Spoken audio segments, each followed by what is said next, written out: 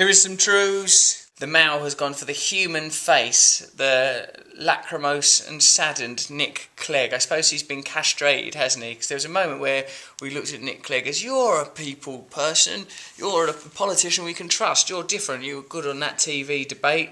But then what happened? Oh, he reneggy Cleggy on the tuition fees. That is a good photo of Clegg. He does look like a bewildered idiot, like he's like a shop mannequin who's just wandered out of the display and got to start a new life. But why to stand here in Debenham's window? The emergent hero from the electoral narrative is this fella here.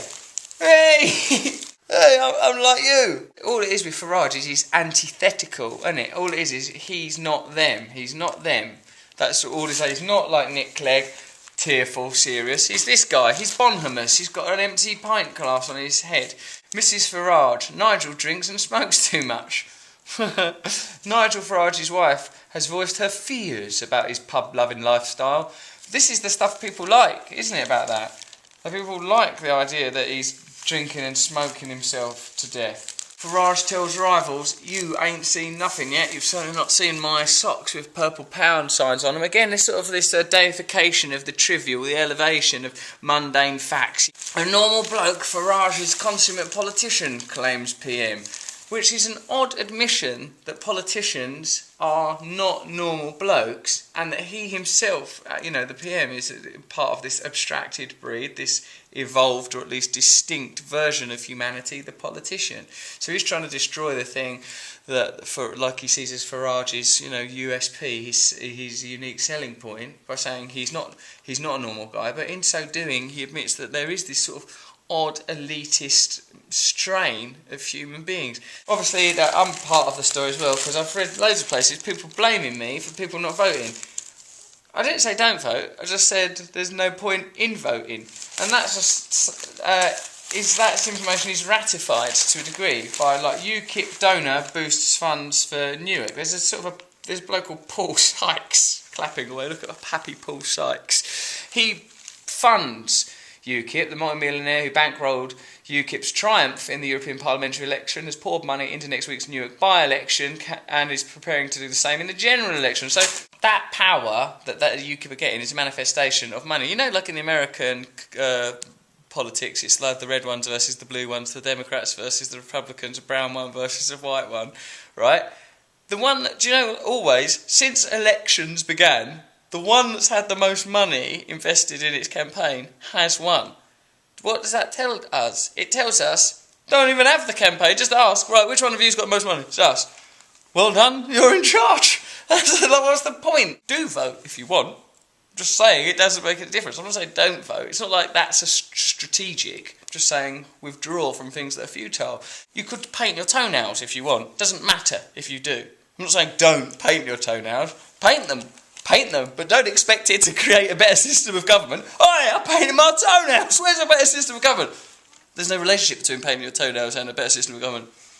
Right. What I think is just don't get involved with it, let it implode, and create an alternative system. Here's some political information from outside the main sphere of economic and political thinking. You'll have heard of that Thomas Piketty, the French bloke, Thomas Piketty. What he said is that the way that capitalism is growing, this is not a malfunction, it's the system working as it's supposed to work. So this gap between poor people and rich people is going to continue to grow because there's no way for wealth to be exchanged because of the way capitalism is set up. It's complicated, it's economics, it's a big thick book, I can't probably see it in 10 seconds, but what he basically said is, until there's a tax not on income but on wealth and assets, there'll be no significant change. It's difficult to engineer that, people say, and some people don't want to have their assets and wealth tax because greed, why would you? But you have got to. Socialism failed because it couldn't tell the economic truth. Capitalism may fail because it couldn't tell the ecological truth. Ooh, that's interesting. That's someone called Lester Brown saying that in Charles Eisenstein's book Sacred Economics. Here is a certainty. The linear conversion of resources into waste is unsustainable on a finite planet. That is a certainty, isn't it? The linear conversion of resources into waste is unsustainable on a finite planet. Yes. More unsustainable still is the exponential growth, whether of resource use, money, or population. It can't just keep growing, can it? It's got to stabilise or change or decrease at some point. Not only is it unsustainable, it's also unnatural. In an ecology, no species creates waste that other species cannot use. Hence the maxim, waste is food. I've never heard that maxim of you. That old maxim we live our lives by, waste is food. Gerald, take your hand out of that toilet. Waste is food, mama. No other species creates growing amounts of substances that are toxic to the rest of life, such as dioxin, PCBs, and radioactive waste. Our linear exponential growth economy manifestly violates nature's law of return, the cycling of resources. Oh, we've got to learn to recycle resources. A sacred economy is an extension of the ecology and obeys all of its rules, among them the law of return. Specifically, that means that every substance produced through industrial processes or other human activities is either used in some other human activity or ultimately returned to the ecology in a form and at a rate that other beings can process. So that would be a law. That would. You'd go, right, fuck me, that's got to become a law. Industry has got to behave according to that law. And if they can't, they've got to stop.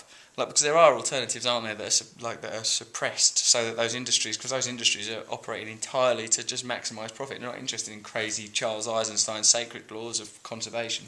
It means there is no such thing as industrial waste. Everything cycles back to its source, as in the rest of nature. Our waste becomes another's food. Enjoy your delicious dinner of radioactive waste. That is some truth, but it's also quite a good idea. It also tells you that power is inextricably related to money, that a massive electoral reform has to happen if democracy is to have any legitimate, real meaning. And don't worry about Nigel Farage or the rise of far right parties across Europe. It's just a blip. It won't be maintained because we're on the cusp of a much, much bigger change and revolution. Dun dun dun dun.